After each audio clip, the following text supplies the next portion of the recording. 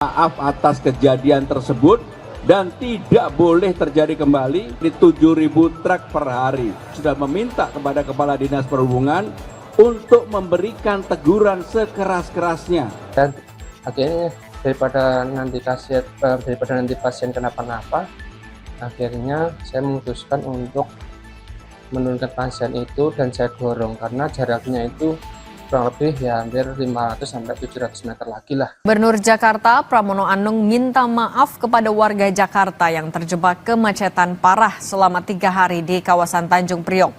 Gubernur menyampaikan kemacetan dipicu pemaksaan operasional pelabuhan di atas kapasitas maksimal. Dari muatan yang biasanya 2.500 truk per hari, kini dipaksakan menjadi 7.000 truk per hari. Gubernur Jakarta meminta Kepala Dinas Perhubungan memberi teguran keras agar peristiwa kemacetan panjang di Priok tidak kembali terjadi. Muatannya yang harusnya 2.500 truk per hari, kemarin itu dipaksakan untuk menjadi 4.000 truk per hari. Sehingga mengalami jam dan akhirnya saya juga baru tahu tadi pagi dari Kepala Dinas Perhubungan bukan lagi 4.000 tetapi menjadi 7.000 truk per hari. Sudah meminta kepada Kepala Dinas Perhubungan untuk memberikan teguran sekeras-kerasnya. Karena sudah 3 hari kemacetan ini nggak boleh terjadi kembali. Maaf atas kejadian tersebut dan tidak boleh terjadi kembali. Assalamualaikum warahmatullahi wabarakatuh. Saya petugas ambulan yang tadi pagi viral membawa pasien yang didorong ke rumah sakit ya. Jadi ceritanya saya bawa pasien rujukan dari RSUD Cilincing ke RSUD Koja dengan diagnosa pasien itu gagal jantung. Nah, saya mendapatkan telepon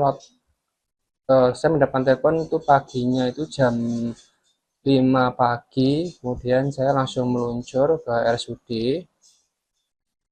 Nah, lalu lintas memang kondisinya masih macet ya, cuman pas di arah Bogasari itu yang seberang itu benar-benar lengang. Nah, saya memutuskan untuk lurus aja karena memang dari RSUD Cilincing ke RSUD Koja itu nggak terlalu jauh ya. Jadi saya memutuskan lurus. Nah, tapi ternyata setelah di samping pintu tol Koja atau depan Pertamina itu, di situ udah mulai merayap. Nah, nggak lama stuck ternyata di situ. Nah, saya di situ menunggu kurang lebih 30 menit. Tapi dengan kondisi pasien saya yang di belakang dengan gagal jantung dan menggunakan oksigen, saya khawatir kalau nunggu sampai macet itu lancar itu kan harus menunggu mungkin beberapa jam ya. Nah, takutnya malah kehabisan oksigen. Nah, saya akhirnya daripada nanti pasien kenapa-napa, akhirnya saya memutuskan untuk menurunkan pasien itu dan saya dorong karena jaraknya itu kurang lebih ya hampir 500-700 meter lagi lah ke UGD RSUD Koja.